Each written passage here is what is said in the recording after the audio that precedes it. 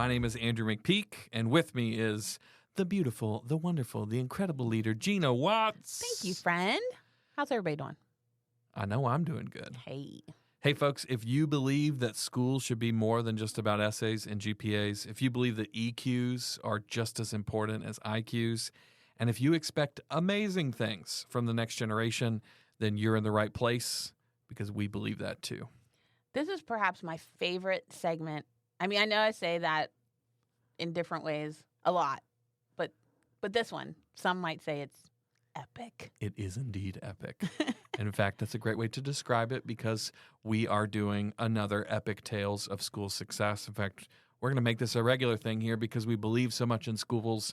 We think the stories of amazing things that schools are doing around the world needs to be shared, whether that's leaders, teachers, staff, faculty, anybody who's doing it, and especially students. Well, before we dive deep into today's episode, let's do our weekly question. So, all right. If you could travel back in time, where would you go? If I could turn back time. Sang. If I could find a way. Do you think people are regretting listening to this Yes, yet? it's fine. That's it. We're not singing anymore. Okay, so this is a great question. I love this. The thing that immediately came to mind is that I just finished a book on the Revolutionary War. And that Why sounds am I like not surprised? a terrible thing to be alive during because it was really hard. But I'm just amazed at the passion and the drive. In fact, one thing I learned is how much of the Constitutional Army they marched, and a huge portion of the army did not have shoes. And they're like marching in winter without shoes. That's I'm like, these people are crazy. Mm-hmm. And obviously, I'm thinking of ancient Egypt and lots of really cool places, but I just have a lot of respect for the people who were living during that time. It's crazy. So that's good. That's good. What about you? So, my first thought went super philosophical and First time ever that you've gone philosophical. Well, the question I always ask people is if you could go back and tell your younger self, what would you do? So then that was my first thought. Then I was like, Gina, chill. What about... You could have a fun conversation with 10-year-old Gina, though. I could. Yeah.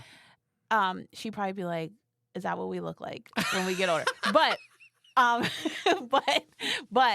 went a different direction. Okay, good. Because also I love time travel movies. Okay. So I know all of the Back to the Future movies.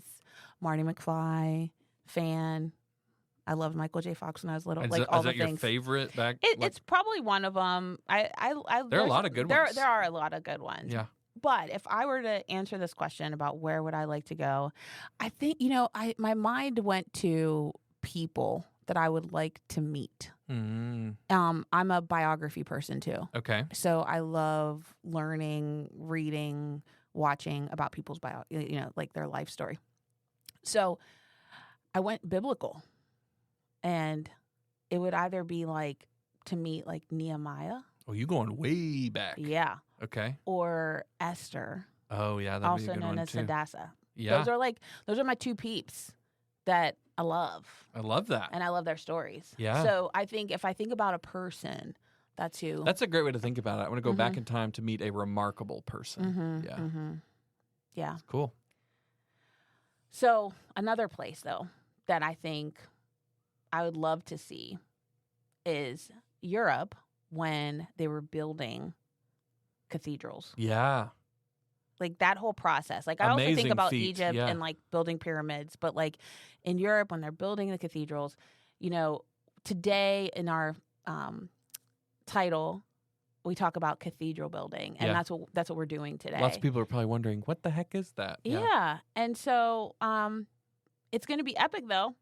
We always promise that. But Yes, I think we're going to deliver. I think we will. Yeah. So if you listened to our last episode about Epic Tales of School Success, you'll remember that EPIC is actually an acronym, one we've been using around growing leaders for a long time.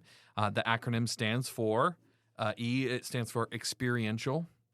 P stands for participatory, meaning other people are involved. I stands for image rich, meaning that we find visual ways to communicate, because a picture is worth 1,000 words. And C stands for connected, meaning that we create positive relationships where people can connect with one another. So experiential, participatory, image-rich, and connected. Each of the stories we're going to tell today will describe a leader who embodies this philosophy of epic student engagement. So we are always on the lookout for examples of teachers and leaders who are epic in their style, because we believe this is the most effective way to actually change not only the students in your classroom, but also the community actually around the school. So good. So I am eager to hear our first story. Are you ready to share? Oh, yeah. Okay. So many stories to pull from of amazing people doing amazing things. But this one actually involves not only some teachers and a mom, by the way, but also a really, really innovative student. So this starts years ago. I think the year was actually 2013 at Monument Mountain Regional High School in Massachusetts, just That's so outside many of M's. Boston. Yes, it is. Monument Mountain Regional High School in Massachusetts. There's another M. There was a very intelligent and very self-aware young man named Sam Levin, and he got frustrated at school like many students do. While he was more than intelligent enough for what was going on in the classroom, it was actually that ended up becoming the problem. He was so smart that he didn't feel like school was actually engaging him anymore. And not only that, he was meeting other students, some of whom were getting great grades, others of whom were not getting good grades at all and were struggling in school, and they seemed to be left behind too. And so on this like one fateful day, he goes home and he's complaining to his mom. His mom is actually, she just happens to be a developmental psychologist. So she is fascinated by this conversation, I'm sure. She's a developmental psychologist who works at a local university, and he's complaining, child to parent, about what's going on at school. And in the heat of their conversation, she asks him a question. She says, if you don't like school so much, why don't you start your own school? Aggressive. Yeah, like that's but not, also good. Yeah, that's not something a normal parent would say. I think it's because of who she was. No, I probably would say that. As well as the expectation she had of her very brilliant son. So mom is inspired kid. Kid goes, what if I started my own school? But he didn't want to just like quit school and go homeschooled. He wanted to start a school within the school. And so he goes to the guidance counselor who he has the best relationship with, guy by the name of Michael Powell, with this idea of what if I pulled some students out for whom school was not delivering what it was promised to, and we did a little experiment inside of the school. So they show up to the building, but they go to a different area of the school, and they have a totally different experience. And this idea became what's called the Independent Project. So in the Independent Project, each student has to choose before they join the Independent Project, which lasts for a semester. Okay. They have to, for that semester, they're excused from all the other classes. But they show up to school, and in order to apply to kind of be a part of this, they have to choose a question that they want to investigate, and that they're going to spend all semester long investigating. Some pursued a writing project. Some wrote songs or poetry. Others pursued biology topics. Like I remember hearing about one of the students in the first experiment who wanted to study the ecology of the local surrounding landscape because she was really interested in biology. Others were really interested in food science and learning how to cook and melding different flavors and things like that. The list goes on and on. And what the students were invited to do was to spend half of every day working on their independent project. Okay. And the other half of the day, they would work together. Either they would read things together and discuss them as a group. Maybe somebody would bring a topic of the day and actually give a presentation, and then that would lead to discussion. But whatever it was kind of split between this idea of learning and journeying on my own, and then learning and journeying together. And there was a high degree of expectation on discussion, on showing up prepared, all those kinds of things. And the students who were a part of it, even those who were previously would have been called like underperforming students, those who were struggling, maybe even some headed for alternative school, all of a sudden, those kids started loving school again as a part of this project. The Independent Project became a wonder. People started talking about it all over the place. Sam and his fellow students started filming themselves, Yeah. showing what they were doing every day and uploading it to the internet. And of course, people start watching this and going, how in the world are they allowed to do this, right?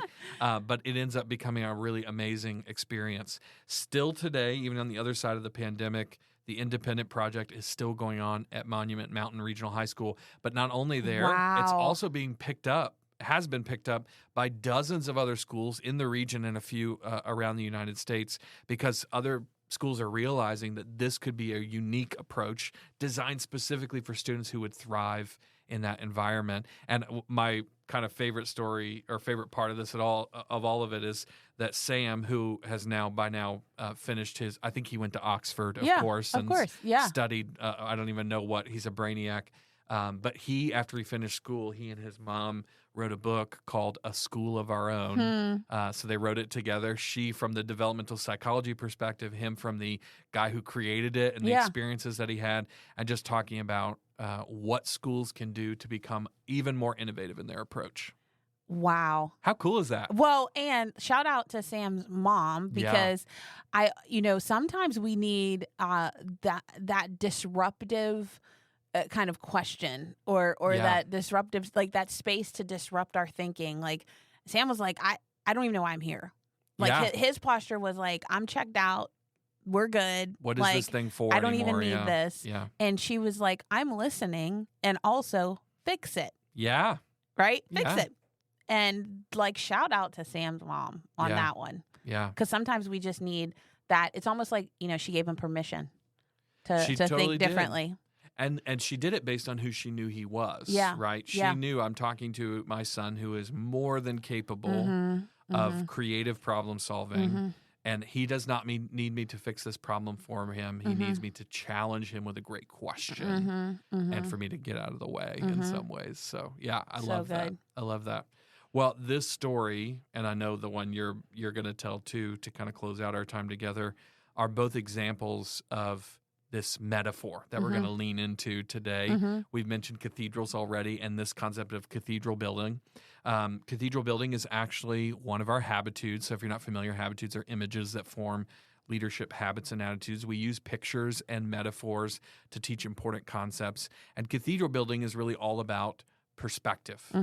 When we're encountering the everyday life of leading in a school, how do we choose to see that work? That's the question. So cathedral building actually comes along with a story. It's sort of it's not a true story, but it's sort of a metaphor within. So imagine with me that you've just moved to a brand new city, okay? And if you've ever moved somewhere new, typically you just kind of know where you live and where you work, especially if you move there for a job and you just go back and forth in between those two places. And in between there better be stores and everything that you I'm need. not going to go get lost or anything. Yeah. But so imagine that scenario, but Friday rolls around in your first week in this brand new city and you're like, man, I don't have to be at work tomorrow. If I get lost, it'll be okay. I've got my GPS. So you start exploring. You're like, what if I turn right instead of left out of work today and just kind of drive around, walk around, explore this city? And as you're going down one street, you turn a corner and you see across the street, there's a brand new building that's being constructed. In fact, the guys are there right now laying the brick foundations of what looks like it's going to be this big kind of grand building. And you're curious, what is this thing going to be? After all, I live here now, I'm involved. So you walk across the street and you strike up a conversation with one of the brick masons there who's laying those brick foundations, and you ask them a question. Hey, what are you doing here? And the guy doesn't even look up at you, this first guy that you talk to.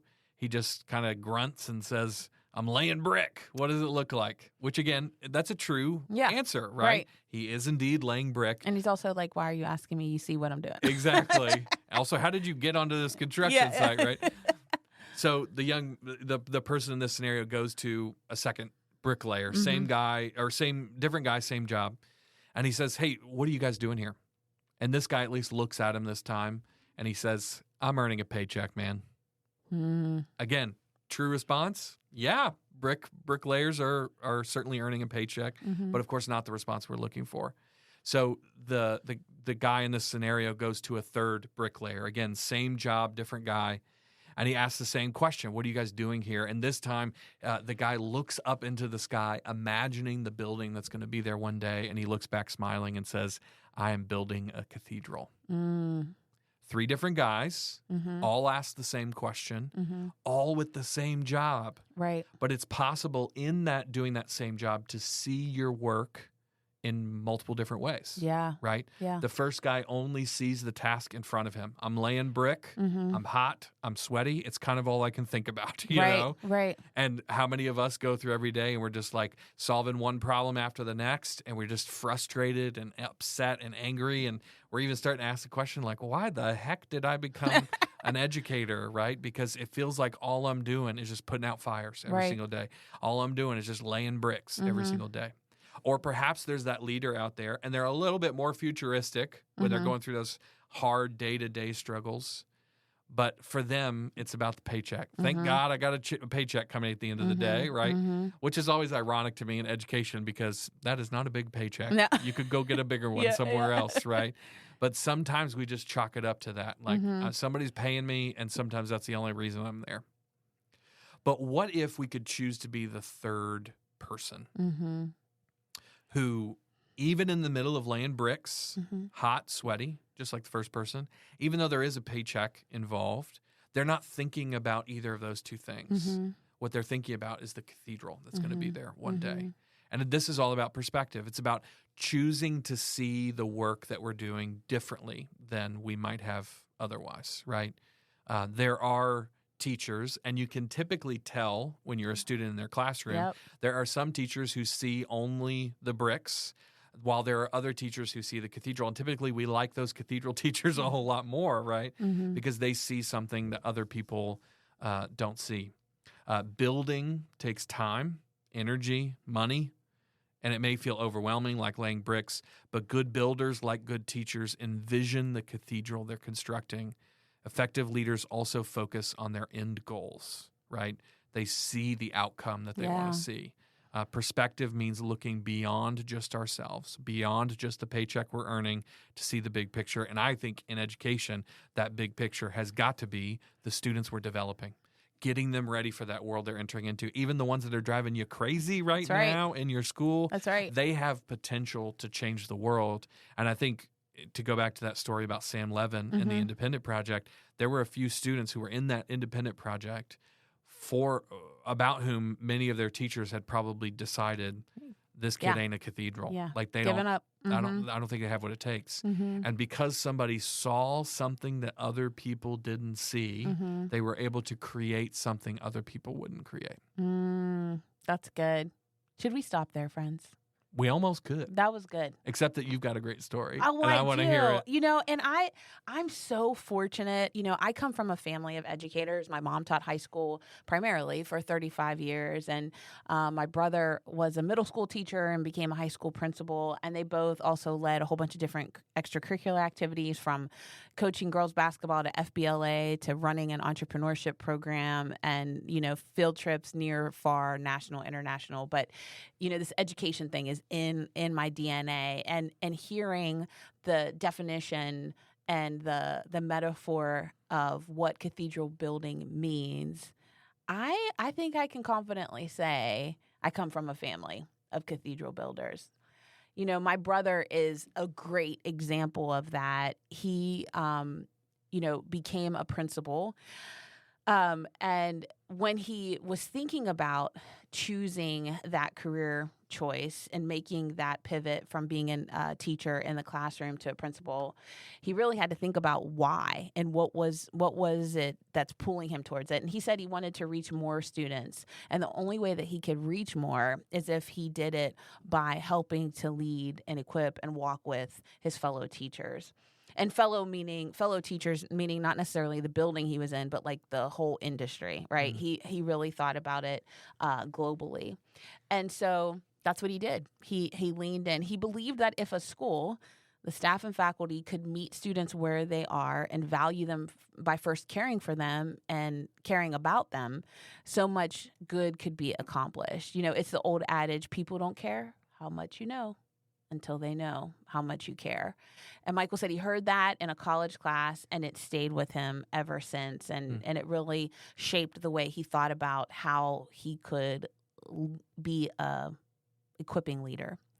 The school where he served as principal was not the school that he had taught at. So when he came to the school, he came in as an outsider, like a true outsider. Yeah. Like he didn't even live in the community either. So he was all the way an outsider. The school was located in a close-knit rural community. And when I say rural, I mean, yes, the seniors drive tractors to school for drive a vehicle other than a car a day, whatever it's called. Because there is a tractor available. Exactly, right? The school was full of wonderful people and great students, but there was some division. Like that's what he was sensing. He began to seek out ways that, as an outsider and now the decision maker, like how could he help build relationships with teachers and staff individually? He wanted them to know that he not only cared about their success as educators and, meeting the numbers, the metrics that they needed to meet as a school, but also he wanted them to have success as spouses, as parents, as caregivers, and more. He wanted them to have whole life success. Their whole life was important to them, not just the performance in the building. And so brick by brick, he started building that cathedral of trust. Love it. So a simple thing he did to start building these relationships was to facilitate a healthy disruption of sorts. What a great term. Yeah, thank you. It came to me. I'm glad. Sometimes I have good ones. So the teacher's lounge was kind of like a space of division and not actually a space of rest or restoration. So if you're an administrator on here, or maybe you're an educator on here and you think about the teacher's lounge, sometimes it's a space where like just junk is stored and nobody really goes to it. Sometimes it's a space where like we gossip about each other. Sometimes it's, in some spaces it actually is a lounge of sorts. But at this particular school, at the time that my brother encountered it, it just wasn't functioning the way that it should as a safe space. And so Michael and his wife, they took action. So my sister-in-law, AKA sister-in-law, Bethany, she made cookies every single week of his tenure. Wow. Say it with me again. Every single week. For years. And they put baked goods in the teacher's lounge every week. Wow. He used his creative side and he decided to make T-shirts. And so as a way to build school spirit and physically wear the value of community, Michael designed and had printed shirts. Some of them are shirts that the teachers still wear today. It was just like, that. We're going to, and sometimes we think of these things like, oh, this is good for students. No, hear who the audience is, the teachers. He was doing this with his faculty and his staff. He met with teachers for one-on-ones and not just for performance reviews or formal check-ins. He met with them just because. He asked them about how they were feeling that day, asked them how he could support them. He shared with them about his own personal experiences, and that allowed doors to open for staff to share with him about their personal experiences as well. They were going through some challenges, and they were able to share with him because Michael was also willing to be transparent with them. Brick by brick, it was starting to work. As a group, he would take the teachers on field trips. Yep. Just the teachers. Teacher field trip. Nobody else. Love just it. The teachers. They would go to the major employer in the area. They visited what they call the Career and Technology Center, or CTE, some places call it, or other places in the community.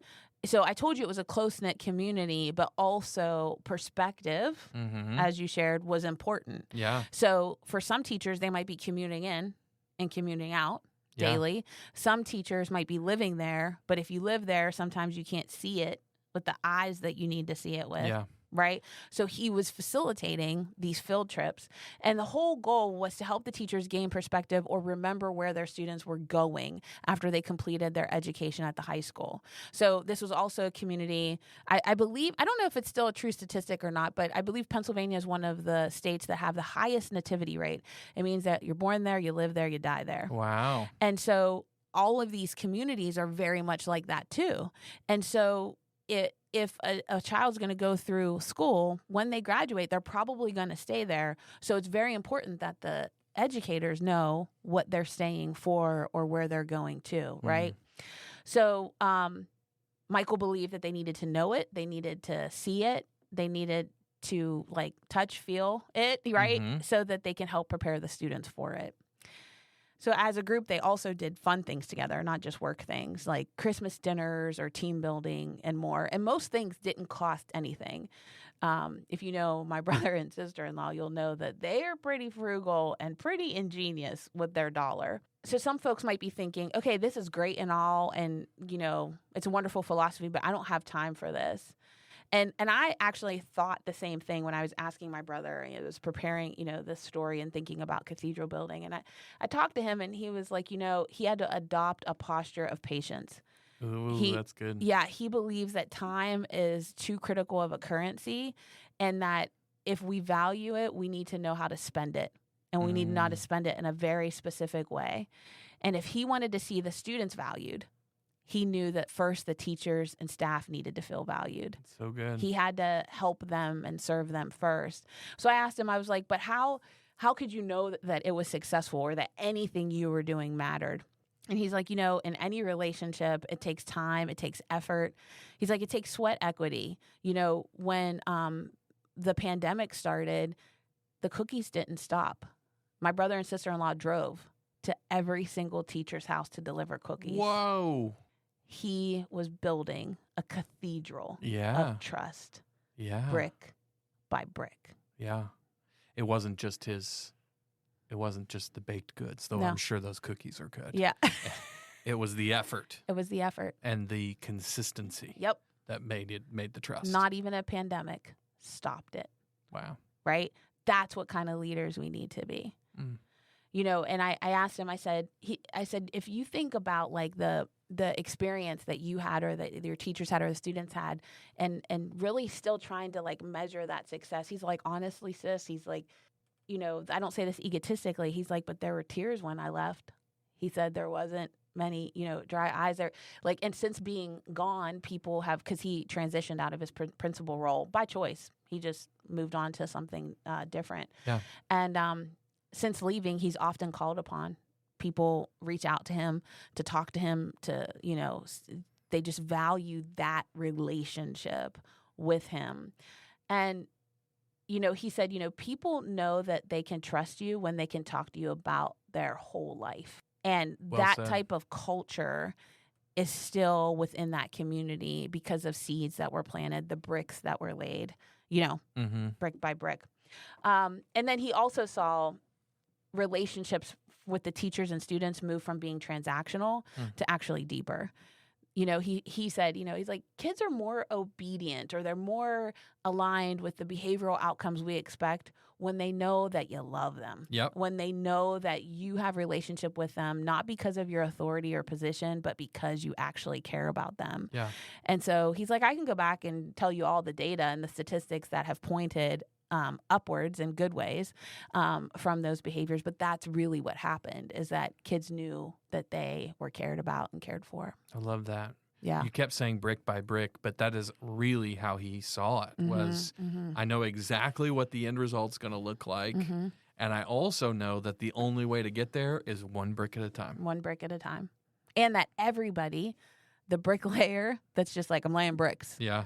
The person that's just collecting a paycheck, and even some of the people that were already on team seeing the cathedral, all needed his attention. Yeah. Right. And all needed the same amount. Right. Because sometimes it's easier to be like, oh, the bricklayer is here. Yeah. Great. Thanks for coming. Or the person that you know is there for the paycheck. And you're like, can you just leave? Yeah. And maybe that is the choice for them. Yeah. But he didn't view it that way. Everybody mattered. Yeah. And everybody deserved his equal care and concern. So, as well as asking the question, like, what would it take to get that bricklayer or that check receiver to start thinking like a cathedral builder as well? Yep. That's Sounds like good. he did that as well. Yeah. And this is so good. And he's younger. So just saying, I look up to my younger brother. Wow.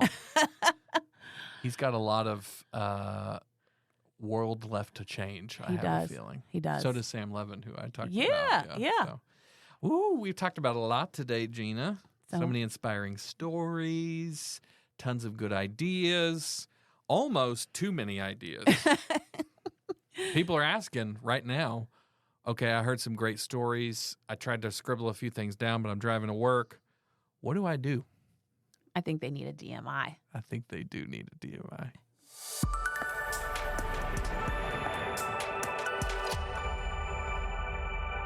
All right. If you're a faithful listener to this podcast, you know DMI stands for do not miss it. Actually, it stands for don't miss it, because that would be DNMI, but you get the idea. DMI. So this is where we pick the one thing, Gina and I both, that we think you need to pay attention to, not miss, and we highlight it, double click on it, underline it, bold it, whatever we need to do. So, Gina, you want to kick us off? What do we do not need to miss? You know, the story that you shared about Sam, and essentially like Sam and his mom and his guidance counselor, and ultimately a program that's been going on for more than 10 years. It made me remember how, when I was younger especially, I always felt like there's a group of kids that are often left out that might not be the highest performing, might not be in the biggest need, but they're like kind of in the middle somewhere, and they need a little bit more space or attention or care. They need something. Yeah.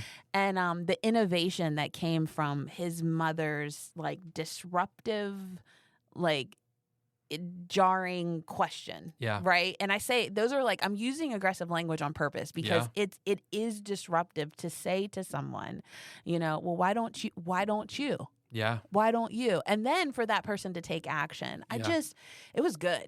It was good. So if you like kind of were driving when you heard that part and weren't really paying attention, write that down. Rewind. Yep. Rewind, please. And just listen to that again. And you know, don't miss the moment that, you know, his mom asked a question and then his counselor provided support as well as his mom for him to like think differently. And it's led to a program that's been going on now for over 10 years. Yeah. Yeah. Which is crazy. Yeah. It's awesome. Well, I loved the story you told about your brother, the perspective he had, the heart he had, but you used a term that I need to make my DMI. So you said healthy disruption, healthy disruption. That implies that we need disruption for health, right? It's sort of like, to use a gardening idea, pruning your bush, right? You're pruning the rose bush so that it comes back more full. In the same way, I think great school leaders recognize when we're too much in a rut here. Yep. And the best thing for our school culture is for me to disrupt the status quo. Yeah. Everybody walks into that all-staff meeting and expect that it's going to be this, followed by this, followed by this. And instead you go, everybody on the bus, we're going on a field trip, you know, or whatever it is that you have to do in order to create that disruption. Because a lot of times the thing that stands between us and that cathedral building perspective is the fact that we're so stuck in a rut. We think we know everything we need to know, that we need something to come along and sort of jar us. I had a great leader one time who said sometimes all that we need in order to create the change that we ultimately need to create in our lives is just to move our chair, right? Just to see even the same thing from a different angle. Right. And that's what this idea of healthy disruption does. It breaks up the status quo and it gives people a chance to see with fresh eyes something their eyes have glazed over because they've stared at it so long. And all of a sudden they might be able to see it for the first time. So especially my leaders out there who have that teacher who's been on your staff or been at this school for 30 years. Right. That person might need a little healthy disruption. Just a little bit. And it doesn't take a lot. No. It doesn't take a lot, but it does take effort. Yeah. Absolutely. Yeah. This was great. This was great. And we hope that you are our faithful listeners, that you've been enjoying our episode today. And you know, at the end of every episode of School on a Mission podcast, we want to give you a call to action. So before you hit that skip button and move on to your next podcast, we've got a little challenge for you. So grab a pen, a notebook, a sticky note, or anything that you have laying around you. And we want you to write down one action step, something that you're going to do this week. Maybe you're going to go find the book that Sam and his mom wrote, or you're going to look up field trips that you can take your teachers on. Whatever it is, take some time and write that down. Do you got it?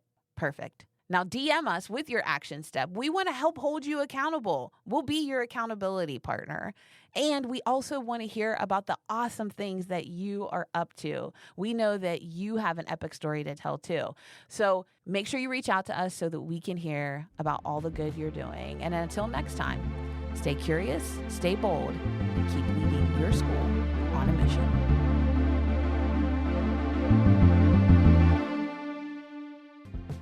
The School on a Mission podcast is produced by Growing Leaders, a Maxwell leadership company. You can find out more about Growing Leaders at growingleaders.com. Do you have a story of an epic educational leader that we should hear? We're looking for more stories to tell in Season 2. Send us your epic story by clicking the link in the show notes. This podcast was produced by Angelica Oliver. To find out more about the School on a Mission podcast, head over to schoolonamissionpodcast.com.